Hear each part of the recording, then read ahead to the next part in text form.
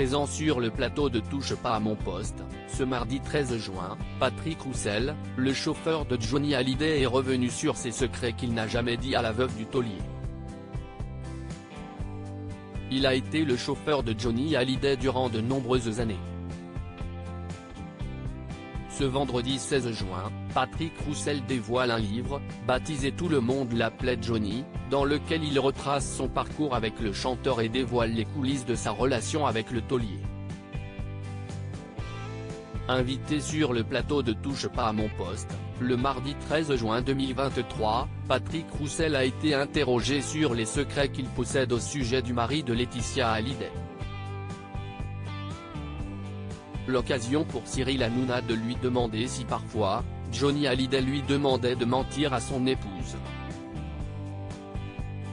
J'omettais de dire des choses, commence par indiquer l'ancien chauffeur du chanteur. Gilles Verdez revient alors sur un moment précis, il y a un moment vous êtes en Suisse, il y a des prostituées qui viennent, vous refusez d'aller avec une prostituée et ça vous n'en parlez pas à Laetitia. C'est un accord entre vous, ça se passe en Suisse, elle n'est pas là, donc il y avait beaucoup de choses que Laetitia ne savait pas quand même, indique-t-il. Mais une fois de plus, Patrick Roussel se défend, je n'ai pas menti, j'ai omis de dire. S'il accepte de révéler quelques informations dans son livre et lors de ses interviews, les plus gros secrets qu'il partageait avec Johnny Hallyday ne seront pas révélés. Mais ce qui est secret, restera secret, lâche-t-il.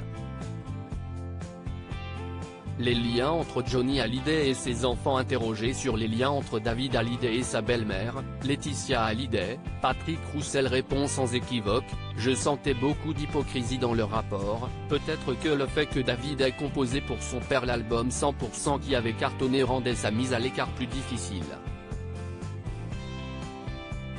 À l'époque, le jeune David voyageait beaucoup et participait notamment à des courses automobiles.